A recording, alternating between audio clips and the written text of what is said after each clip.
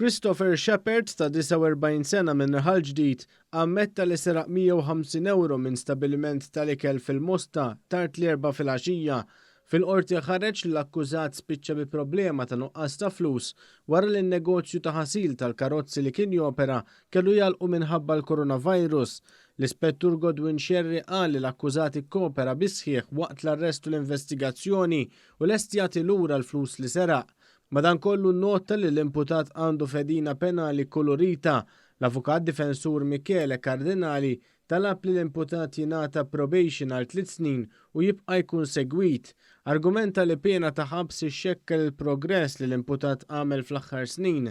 L-imputat talab li jsir rapport ta' qabel tingħata s-sentenza u l-prosekuzzjoni m'oġġezzjonax.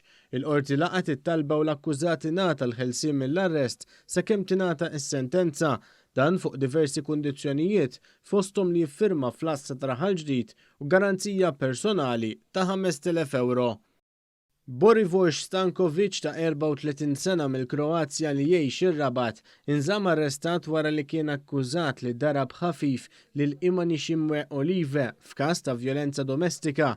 L-ispettur Stacey Attarch liet lill-imputat li ħebba l-vittma sabiex jinġurja, idejjaqa jew jagħmilha ħsara u akkużatu li kien riċediv. U wieġeb mhux ħati u talab għal ħelsien mill-arrest iżda l-qorti ċaħdet it-talba u l-imputat baqa' jinżamm arrestat.